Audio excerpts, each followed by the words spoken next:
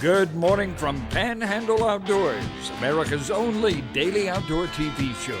Your source for fishing, hunting, and information for folks who enjoy the great outdoors. Now sit back, relax. It's Panhandle Outdoors. Good morning, folks. Welcome to Panhandle Outdoors. I'm Winston Chester. Glad you're with us on this Monday morning. We appreciate your viewership. Get the week started off with some good stuff here. We've got a guest in the studio, but first, let's take a look at our weather. Brought to us by Gulf Coast Air Conditioning. Drew Pollard, the hard-working crew, taking care of everyday comfort needs. High today, 89, low 77. We're hoping this week will be a little bit drier than last week. We had a rainy week last week. We talked about it. Our water temperature, we're looking at 86 degrees at the end of the pier. It's brought to us by Marantha Coffee Company, Ariel Payne's company. All right, looking at a Monday moon phase brought to us by the good folks down in Panama City, Coca-Cola. We had a full moon Saturday night, so it's going to be a lot of brightness this week. It's going to be waning on down, but I hope you got a chance to see and be around some of that beautiful outdoors in the full moon atmosphere. Tide chart brought to us by Kent Forest Lawn. Today is August 11th, and we're looking at decent tide, pretty good tides today and tomorrow, but this weekend, not much strong tides. We're getting ready for the opening of scallop season Saturday, so won't be a lot of tidal flow, and I always enjoyed it when the tide would be going out, because those scallops would be opening up after feeding, and you'd just see them with a big old mouth open. It was always entertaining, so it don't look like we'll have a lot of strong tidal flow for the first weekend of scallop season. Our marine forecast becoming east, southeast at about 5 to 10. Let's take a break and we'll be right back. Come see our new collection of lift chairs here at the Sleep Center. We have everything from basic chairs to fancy chairs with heat, massage, stay clean fabric, even extra large comfort chairs that lift up to 500 pounds. Sleep Center, where it's bedtime all day long.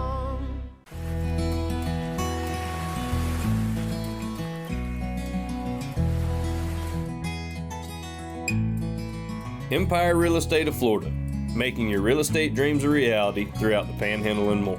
If you're considering buying or selling real estate, please call 850-247-8868.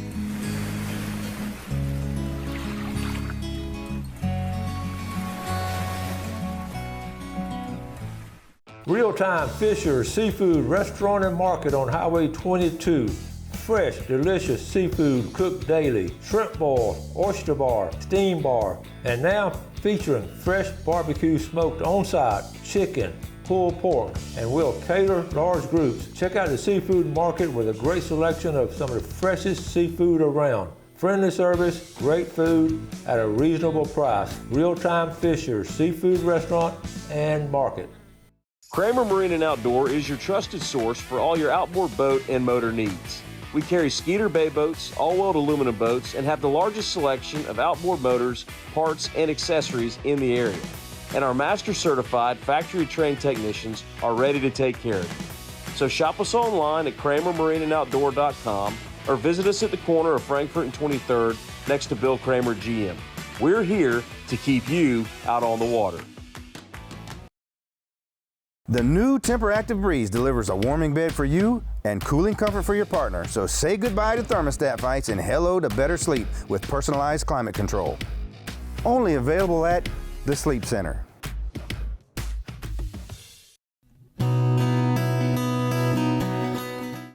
Welcome back. Got our buddy back with us, Captain Rick Corley. Welcome back. Good morning.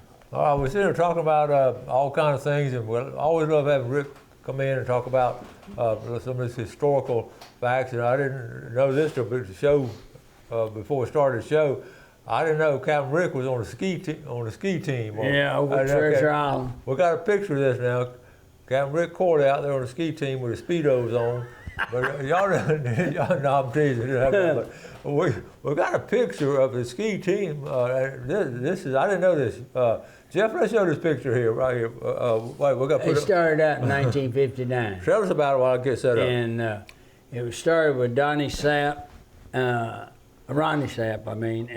Donnie Long, John Murphy. Oh my goodness, several girls. We had.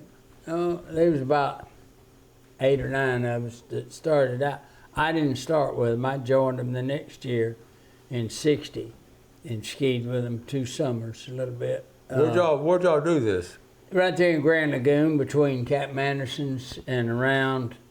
There's a shallow area right in the middle of the lagoon. And we would follow the channel. There's a split channel there, and of course it goes across up by the bridge. And we would make that big circle and put it on show. And of course, we'd always time it to be doing our pyramid or kite ski or whatever we was doing, or slalom or barefoot skiing. We were using old Carter craft, if you remember those. They were plywood built and had 260 horsepower Gale outboards on the back. Okay. And they were big around as a 55-gallon drum. Oh, they big were huge ones. engines, V4s, and put out 60 horsepower apiece. And of course, 2 of them on that light boat, we could get up to about almost 50 miles an hour, and you need to be doing about 43 to be able to barefoot ski. Yeah. And we could ski 2 people. Could you barefoot ski? Yes. No kidding. Oh, yeah. I'm impressed. Let's look at this picture here. Check this out. Yeah, they're there. That's Okay. So, well, we want to look at the girls first. Look at them. Yeah. Pretty girls. Look at those guys. Now, you came on the next year. Yep, I'm out in the picture there, and it was the next year. But they did it for 3 years, and I think we were getting so many boats. They were worried about rocking the boats tied up to the dock that they quit the ski show there. Look at that. Yeah. How cool is that? That's right there at Treasure Island. Yep, that's the old fuel dock right behind it. So y'all did the pyramid. Oh yeah. We did most of the things that they did down at Cypress Garden. Yeah. That's cool with the Carcraft. You know the car. I learned to ski behind an old Dodge Brothers boat. Looked like a Chris Craft, but it was made by Dodge Brothers. Had a Chrysler Crown 6 in it. That was y'all had to ski pretty fast or barefoot though. The motor Oh yeah, you got to do 43 mile an hour. Or you ain't gonna stay up. Yeah, we tried a time or two, but after several somersaults, we gave up. Got to learn to lean back and curl your toes up. If you don't, you won't ski. That's a good part of our history. I was not aware of that. I know we had, another thing too, we had some old boat races and all. Remember? Oh yeah, had hydroplane races off Carl Park there, behind the college. Yeah. I don't have any pictures of those, but that was some special times too. Yeah, it was. There were all kinds of things. You got some pictures here. I wanted another thing that was cool. That stage 2. Oh yeah, the old. You had that stage 2, and it was about 2 miles off the shore. Stage 1 was 12 miles off out there. Okay. Due southwest of. This was the Navy guys, the Navy base, and this was amazing that all the things they were able to do here. Oh yeah, they did a lot of research. They developed a lot of different things at the Navy base. They do a lot of important work, and they still do. Well, of course, the big thing to us was the fish and sharks it attracted. It just brought, that's the first time really structure was solid out there, and it brought them in. And the stories behind the divers. The water was 65 foot deep. Yeah. And we could go out there and snorkel.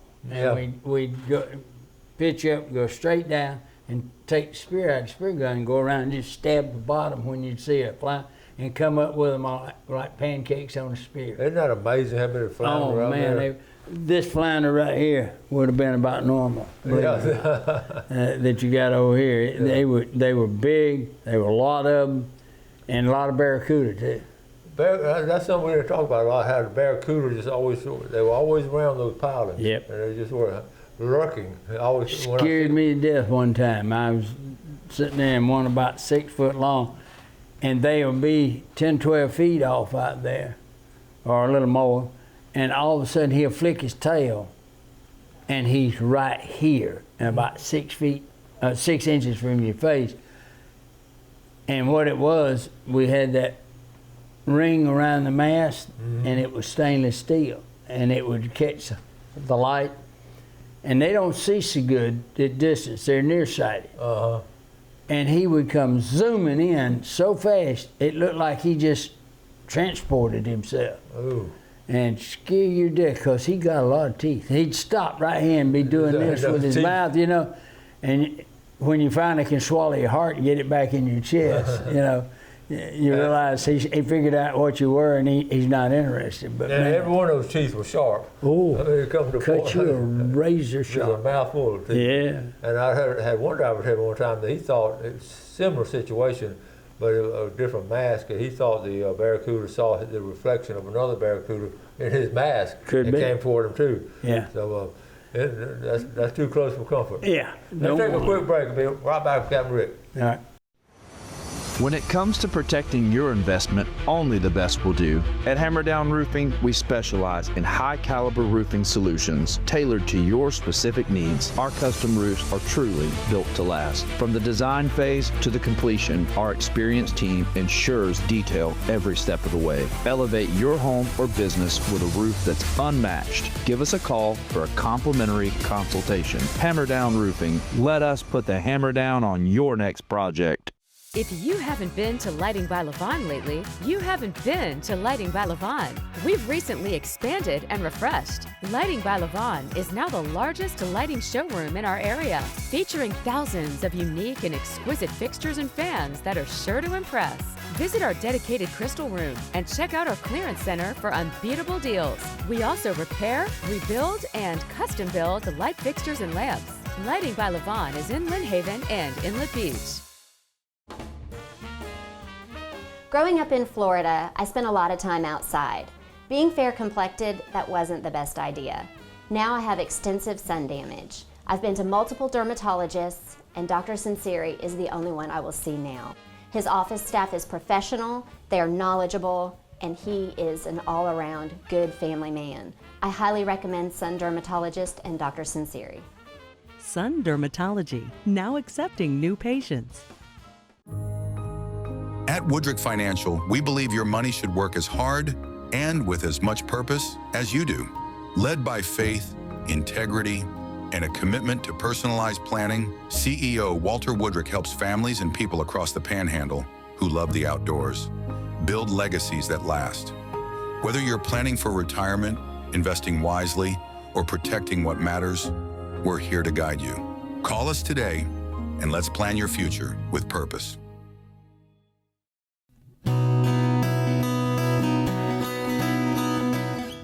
Okay, welcome back. Today we're Captain Rick Corley talking about old times. We're talking about these are experiences he's lived, and we're talking about how things are so different now, as we all agree. And one of the things that we wish our young people could do more outdoor things that a lot of us did growing up.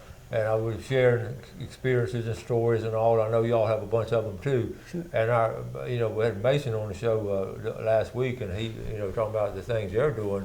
They're doing a lot of outdoor stuff. There's a group of them doing outdoor stuff, but in general, most of them aren't getting these experiences unless they go to some kind of Boy Scout camp or some kind of church camp. But unless they have some really strong parents as far as having time to do outdoor stuff. So I want you to this story you were telling about when we all were teenagers, preteens and all, a group of you boys. So I'm gonna let you tell the story. What y'all Myself, did. Wade Tesser, and Lewis Tesser.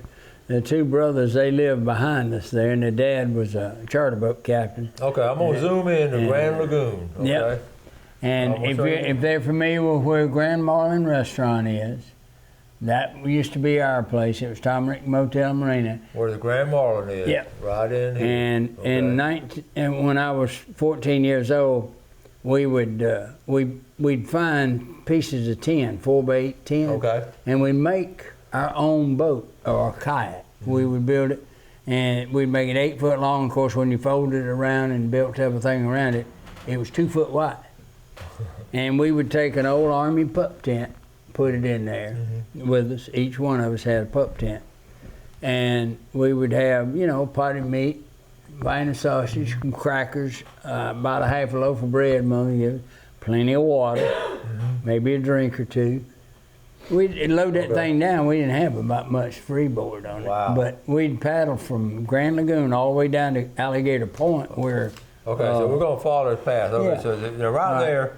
Go on down past the cove where Bay Point is. There's Alligator Point right there. So and then right there is Alligator Point. We'd go around it. So go around it. And go up to Courtney Point, which is the next point up. That's Courtney Point. And then from Courtney Point, we go to Laird Point, all right, which is right here.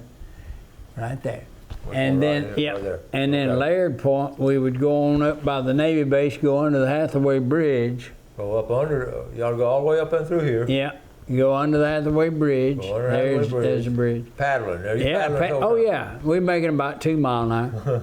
And we'd paddle from there on up to Shell Point, which is up at the top there. Way up here. There it is. There's Shell Point. And we'd Okay. camp out there. Yes, you that camp on night. Shell Point right there. Right on Shell Point we camped. There's still 3 oak trees up there, just perfect.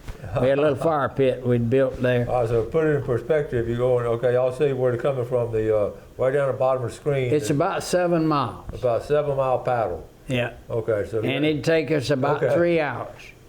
okay. And we'd leave at about 4 in the afternoon, Friday. Friday afternoon at 4. And we'd paddle till about 7 o'clock. And of course, it was getting summertime, so it didn't get dark till 7:30. So we had about 30 minutes to put our tents up, get our stuff out and together. And then we'd spend the night there. The next morning we'd get up, and in fact, I took my kids to that same place and let them camp out with myself and Tom Francis and his 2 kids one night. Cool. And we had an owl that was sitting right, my daughter got to see an owl within arm's reach. And I mean, a big old horned owl. He was sitting there, and we didn't really see him at first. Yeah. And looked up, and he was sitting there.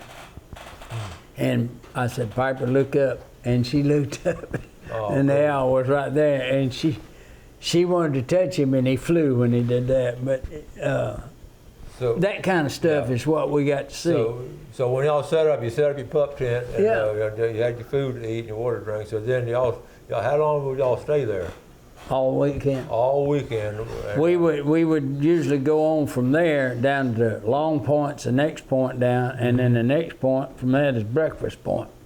And then we'd spend the next night at Breakfast Point. Okay, so y'all did That's Long Point right there. Right. And that's Long Point. So what he did, he went from there to that point. Yeah. He went from point to point. Yeah, and then we go on to the next point. Yeah, which is right. That's Breakfast Point. And we would come into that little slough you see there. That's right in here? Yeah. That is a cool spot right there. And we would camp out there the next night. Okay. Then we'd get up in the morning, we'd break camp, put everything back in the boat again. Okay. And paddle all the way back home. All the way back home. All the way back to Grand Lagoon. 14 miles on Sunday. It'd take us all day paddling. That was good exercise. But it was, and the thing about it is, we found the old salt kilns for the Confederate you saw those? Army. They didn't have refrigeration. They had the salt. Their meat, fish, beef, pork, whatever. They was all salt. Were y'all doing much fishing while y'all doing? Oh yeah, we'd drag a hand line. You look at those points and you think about the Native Americans, and all they would go do the exact thing y'all did. They would go from point to point. Yeah. We all ever find the arrowheads and. Oh yeah, Lewis Tesser wound up being the archaeologist for the state of Florida for nearly 30 years. Yeah. And Lewis, I knew more about the Indians than anybody. I mean, he knew. He actually found spear points, tomahawks, and arrows, all of that stuff we found over there. All of our bay systems, Saltahatchee Bay, ours, and then Appalachian. Well, there's several mounds of oyster shells back They all came down those river systems and, Yep. and traded and all. Even at my house up there, North Bay, I found arrowheads and all. So you know. Oh yeah, everywhere around here, Indians lived. I mean, they But that was great. That was great. Y'all's trip. Yeah. That took care of y'all's weekend. Y'all had an active weekend. But you didn't have any cell phones. How'd y'all survive without cell phones? No. In fact, if we weren't home by a certain time, I would see the Sun Valley, the old tugboat my dad had. He'd be steaming up the bay. We'd look up and say, Dad's come and check on us, see where we're at. Yeah. And most of the time we were on the way back, and he'd come around just to see it. He wouldn't come get us. He'd just see. He's checking on us. He had binoculars, and he could see. He couldn't get in that shallow water where we were, but he'd come up there to see if we was all right. You saw him coming, so he knew he was checking on you. Yeah, and we were running late. because he decided he was going to come see if we was all right. Your mama said, you better go look for them. That's it. You bet. Oh, they're all right. No, you going to go look. Yeah. We've heard that story before. Okay, let's take a final break and we'll come right back. Rough and Tough Dog Food from Harold Millen Company. In business over 75 years, they offer top quality and nutritionally balanced food for all your animals. Your chickens will love HMC feeds, as well as your cattle and pigs. Time proven, rough and tough for your dog. Want them healthy? Rough and tough. Want them happy? Rough and tough. Only the best from Harold Millen Company. BJ's Marine Service. With over 44 years in business, they're dedicated to offer you the very best in marine service. BJ's Marine will repair any marine motor. Dependable and experienced. They won't be satisfied until you're satisfied. Local business that is family owned with a tradition of excellent service. Trust your motor to the best. BJ's Marine, 1317 Transmitter Road. Are you looking for some fine, fresh seafood? Then head over to Gene's Oyster Bar. This legendary icon has been around since 1910 and has served the finest and freshest seafood straight from the Bay and the Gulf. Folks come from all over the Panhandle and South Alabama to relish in this unique experience. So come on, pull up a stool and enjoy the finest oysters on the Gulf Coast. Gene's Oyster Bar on Sherman Avenue in historic Millville. Open 11 to 7, Tuesday through Saturday.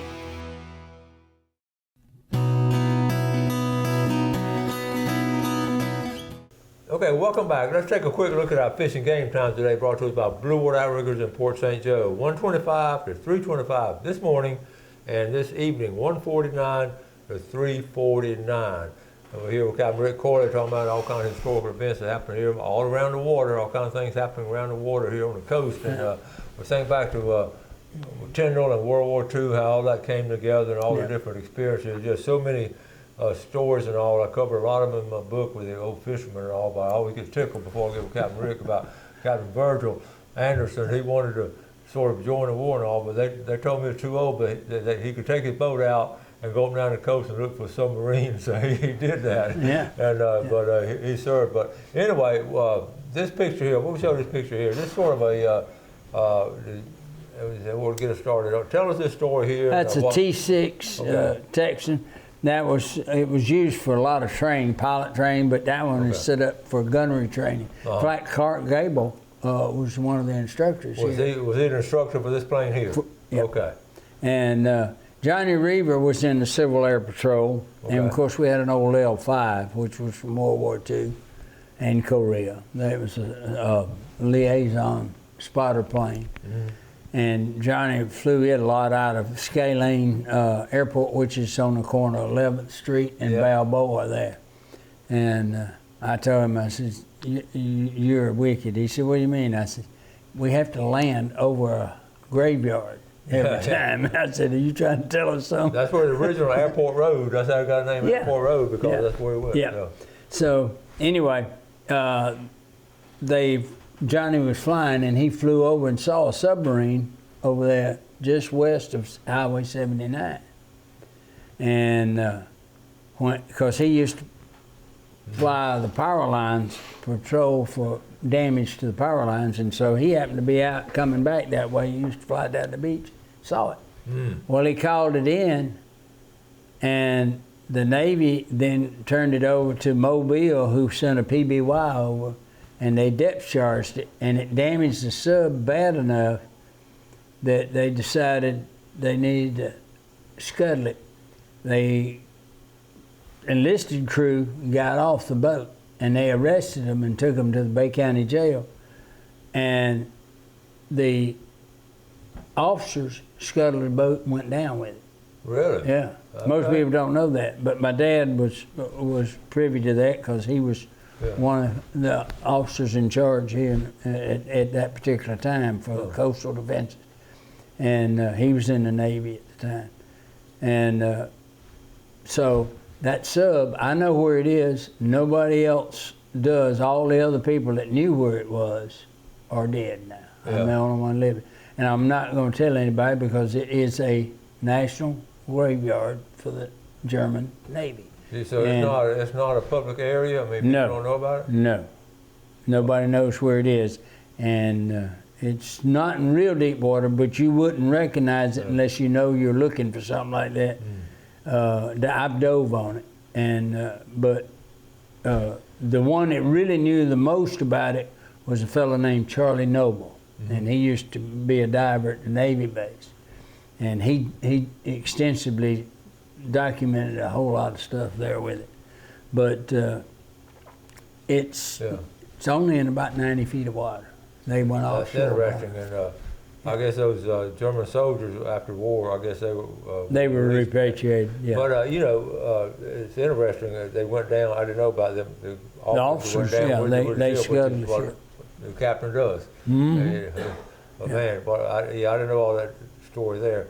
But it's amazing though they were able to see that, and it was amazing. Well, it was actually in about 50 feet of water at the time. I think they were trying to figure out where they could get somebody off and put them into the country. That's what they were doing. Yeah. And it's amazing that German, I don't want to brag on German, but their engineering to get a submarine from Germany over here to the Gulf Coast with people and let them off.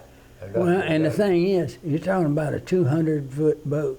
Yeah, going 207 foot. All the way across the Atlantic Ocean. Yeah, they had tremendous range. They go for about 14,000, 15,000 miles. Yeah. Well, we got about a minute or two left. I want to go back to that earlier story about y'all when y'all were preteens and teenagers doing that 2-day trip. Can you imagine, could you envision back then all of the houses and buildings and the condominium and all back the bridge? I can remember driving up North Lagoon Drive at 70 miles an hour in a 1954 Buick and thought I was flying. And today, these houses everywhere, there wasn't nothing on that road but one old log cabin about halfway up the road there between Jones Avenue. Hey, I think some people still try to drive that fast, I think. But they can't do it. No, but, I know it's changed a lot. But the bridges, the old DuPont Bridge, they're going to work on that. Yeah, they're fixing to change that and put in I think a 6-lane.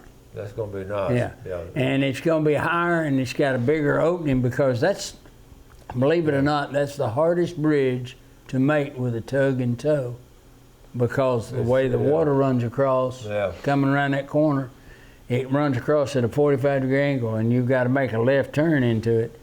And you got to stay off of that fender works with the stern because most people forget that a toe steers from the back end. Well, it's been hit before. Oh yeah, I hit it once. You hit it one time too? I did. And it's still standing. Yeah. No, all I did was mess up the fender works. I didn't hit the bridge, but I hit the I didn't realize the current was coming. Oh yeah, it comes, when it's going out, it comes right across at a 45-degree angle. Wow. And you got to miss the left pier by about 2 foot, and then you maybe can miss or hit at the last minute, you're going to brush the pier coming out with the stern. All right, Rick, I can wrap it up. Thanks for those good stories. That was really interesting. Folks, we appreciate y'all watching the show. We got a guest coming in tomorrow. Well, not tomorrow, next day, got a guest coming in. By the way, y'all need a survey, call Daniel Cole, please. Do that, yeah. Have a great day and God bless. Thanks for watching America's only daily outdoor TV show, Panhandle Outdoors with Winston Chester, featuring hunting, fishing, and other activities and information to help you enjoy the great outdoors. Join us next time for Panhandle Outdoors.